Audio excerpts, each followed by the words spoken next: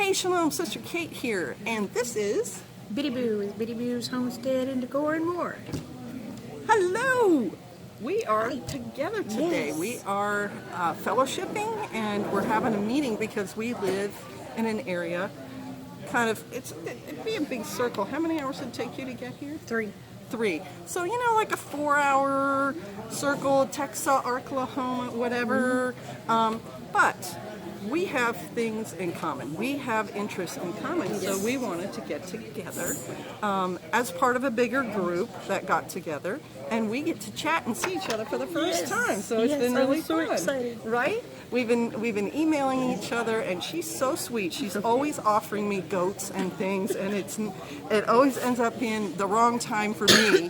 But I understand the desire, right, to take something you've raised yourself and then share it. Yes, I love to help other people. Right? And then somebody decided to help me around Christmas time and had me crying like a baby. Kate goes, Mama, why are you crying? I said, Sister Kate. And she goes, I didn't do nothing, Mom. I'm not in trouble, right? I said, no. I said, look, Kate, look what she sent me. And I was bawling because I didn't even have a coat. Oh my goodness. I had lost so much weight. I didn't have a coat that would fit me. So you got me a coat. And happy to do it. That's the other thing. When you're giving, it's not just you're blessing someone else, but you get a blessing from giving as well, because there's a sense of I don't even know how to express it. The love that the Father has for us then becomes a love you can give and receive. And it goes both ways, because Bitty Boo has blessed people just in the last couple of days, really, right? Yeah, it was a week? About 2. Was it 2 weeks? 2-3 weeks ago. Okay. So she, go ahead, gave. I sent the Crockers home a milk goat, and one that is growing up to be a milk goat. Mimi was a full-blood Alpine. Cute too. I love her markings. And Peaches is a full-blood Senate. That's right.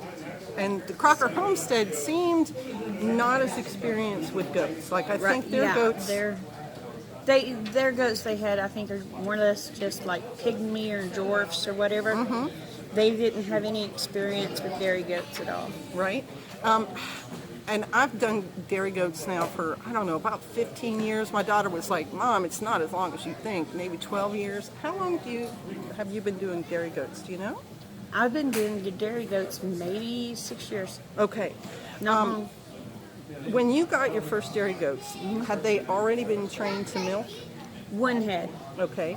And did the owner show you how to milk and then? No, they just said, here, we need the money. I gave them the money, and they just put her off on me. But I had milked cows since I was wee little. Okay. But I learned that it's not exactly like milking a cow, because you don't tug like you do on a cow. Right. The first time I milked a cow as an adult, they were telling me do the pull like you're saying, like put a little something on your hands so that your hands will slide down the teat. And I'm like, this is totally different from a goat. Yeah. The first time I milked a goat, I was taught to milk with just these 2 fingers and to do this. And it took a half an hour with this, and my hands were exhausted at the end. Yeah, I taught myself, because with the cow, you're going like this. Right. And you're doing the pressure all at once. Right. Well, I tried that on a goat. Did not work. So I just started bringing my fingers in like this, and I was like, holy crap, that works. It works better. And that's the same thing. I read about it in an old veterinary book. It said milk the goat with your whole hand. And I was like, the light comes on, and instead of this, I'm doing this. And 20 minutes became 5 minutes, like the milking of the goat. Suddenly was a much easier thing. Well, I've had goats too. I don't know how you train yours, and I'll let you relate that after I talk about how I train mine. But I've had goats born, and I want to train them to milk. And when I do that, it's a really simple process. And I've heard people tell stories where they tie every leg of the goat to the milk stand, and like their horns and everything else. And I'm like, this is just not a good thing. This is not how you teach an animal to milk. I just basically give them the sweet feed, and then I start milking. And I don't care what they do. They can stand on their front legs if they want to, because they'll do that. They can move their body side to side, but I don't stop milking. And I milk until I'm done, and then I say we're done, and then I take the goat and I have it move. And it's worked for me, even with goats who've never been milked before. Yeah. Now Mimi, she had never been milked until last year. So what I did is I have a milk stand. At first, I started training her while she was pregnant to get up on the milk stand. Yep, and they will too. Yeah, and then after that, I got her used to me sliding the deal shut to where it just held her neck. Right. And then I'd let her eat, I'd let her go. And we'd do that for a couple of days. Well, then I started messing with her udders while she was eating. Sure. Of course, She doesn't like that. No. So then I just sat down beside her and put my shoulder right in her, kind of her haunch. Right. And just started massaging her. And then she got to where she'd just stand there.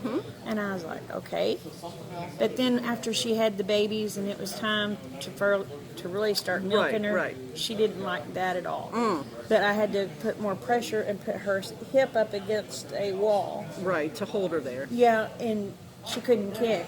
Right. So, But she figured it out, Yeah. right? And eventually what you want is to be able to just put the goat on the stand, have the feed or whatever you want for them there, and you milk, and it not be dramatic. yep. And I've noticed if you start from the day they're born, if they're little girls, it's so much easier because Maud's babies, you know, the goat that got attacked by the mountain lion, I started training them. Peaches, which is one of them that the Crockers took, and then Cream, which is at home. Oh, I love that name. Peaches and Cream. I love it. That's so fun. Anyway. You thought that up? Anyway, I started. Cream is yours? Oh, okay. Anyway, I started just messing with their little udders, and when I just started doing that, they just started sprawling. And now I can go out there, it doesn't matter where they're at.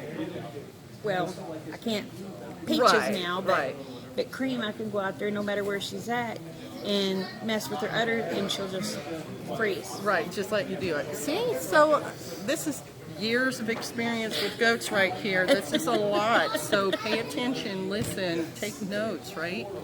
Did you have anything you wanted to discuss while we were here together? Just pretty much whatever. I just wanted to visit with you. That was the main thing. You're the whole reason I came. We're gonna visit then. We've given you our wisdom for now. We're gonna visit. Shalom. Bye. Bye.